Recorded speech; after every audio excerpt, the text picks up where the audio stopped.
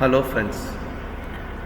Now we are going to discuss one of an important topic where every organization will be looking for every individual to self-develop in their working environment.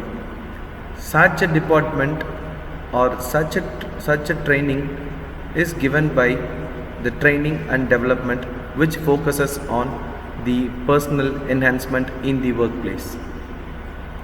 So this career training development program, this is commonly for all the employees who is working in an organization where the personality enhancement and the communication development and how to behave with the fellow colleagues will be discussed, and how to train them with the corresponding work environment is what is discussed in this training and development.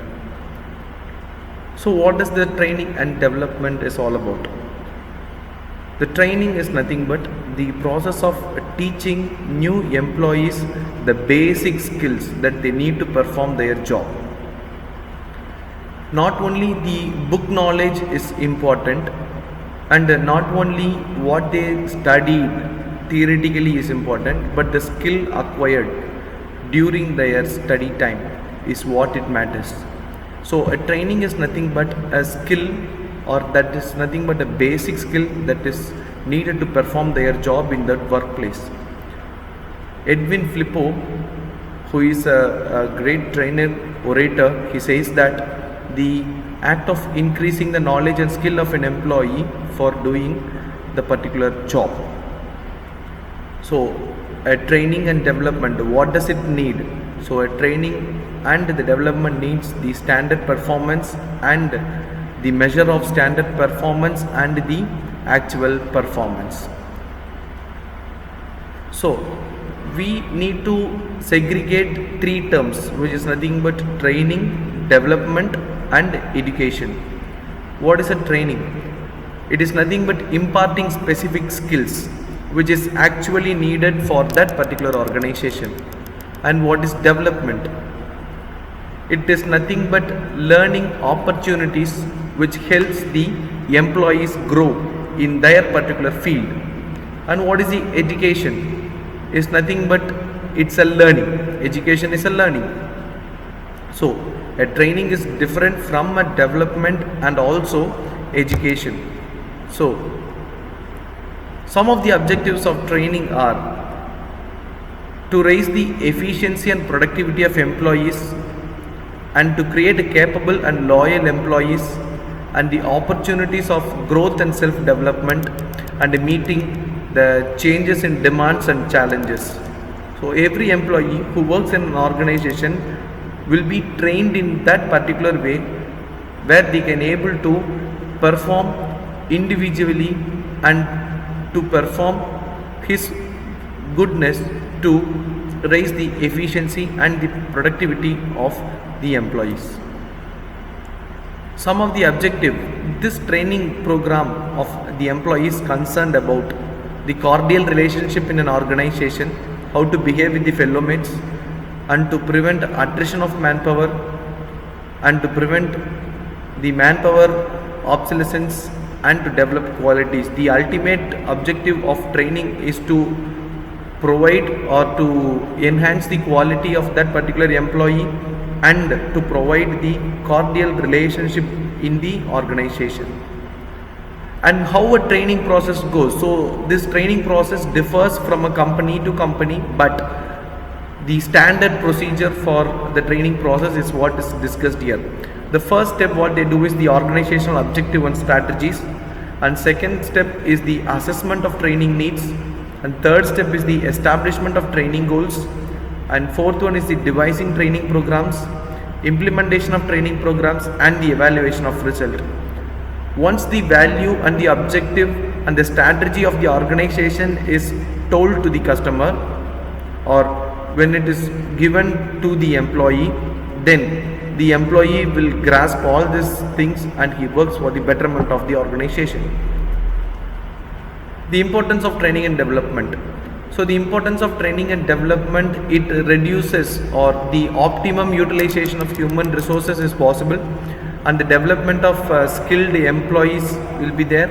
The productivity, team spirit and the organization culture or the working culture is improved, and it gives the healthy working environment, and it provides a moral and the image and the profitability of the organization.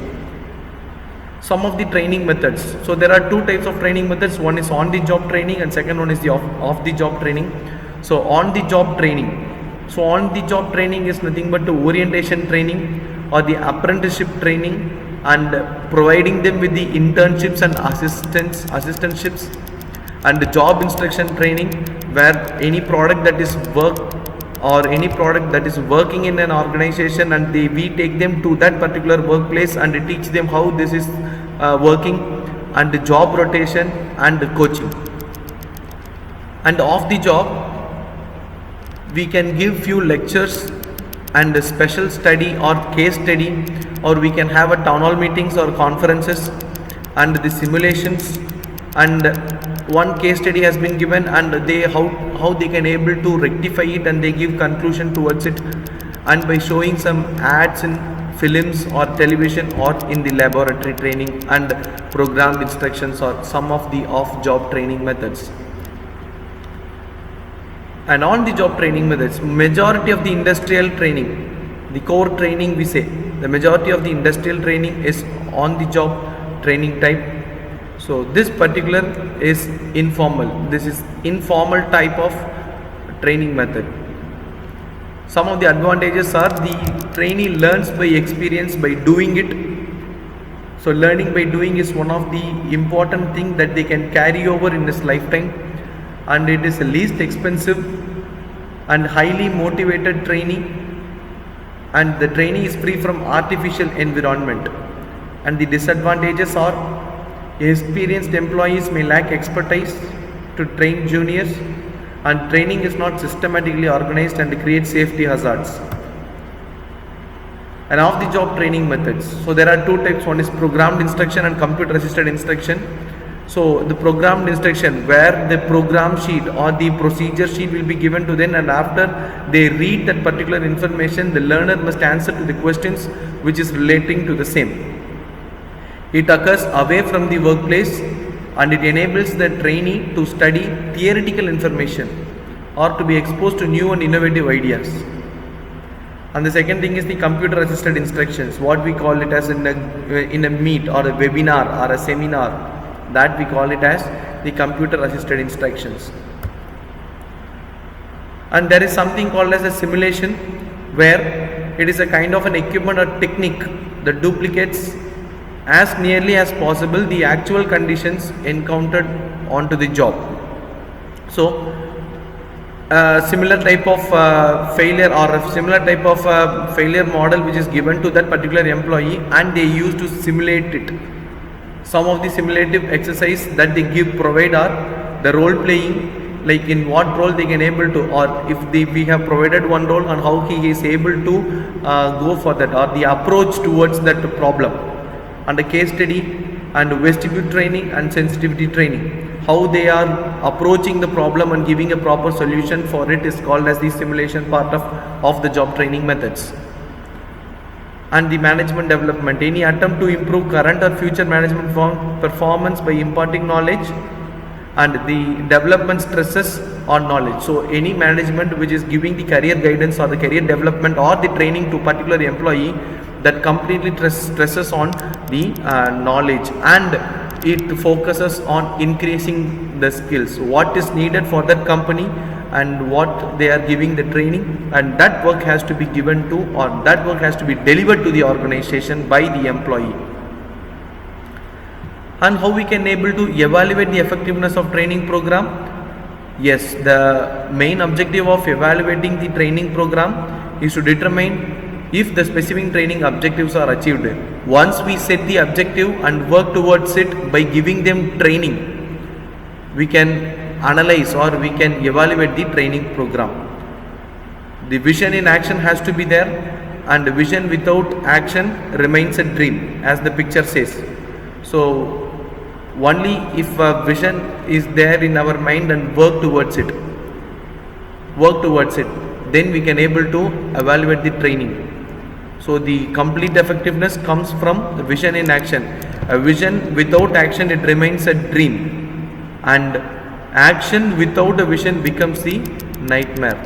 Okay, the effort we put to be able to become a skilled employee in an organization is completely based on what is the training that they given. So once the training is given and once the skill set is employed in an organization or employed in itself, that's where the career development of that particular employee starts. Some of the principles of evaluations are: it must be clear about the goals and purpose of evaluation, and the evaluation has to be continuous and it must be specific, and also the target has to be provided so that the working environment becomes faster and the learning. Some of the techniques are experimental and control groups and the longitudinal time series analysis. Based on the experimental approach and the time series approach, we can able to evaluate it, and sending questionnaires to the trainee after the completion of the training program, what we call it as a feedback. And these are the 4 levels of training evaluation. First one is the reaction, like how the employees are appreciated the training and the facility. And the learning, it measures whether the employee knows more than before. The learning, how much learning has been occurred. And the behavior, what the employee does on the job after the outcome of learning, whether the skill set is improving in his learning or improving in his behavior during the working environment or not. And finally, we can calculate the overall result by comparing before training and after the training. So, a famous quote from the Muhammad Ali, the boxer, he says that I hated every minute of training, but I said, don't quit, suffer now and live the rest of your life as a champion. So, the training is essential for each and every one in order to develop in his own self, or in order to develop in the working environment, or whatever he wants to achieve in his life.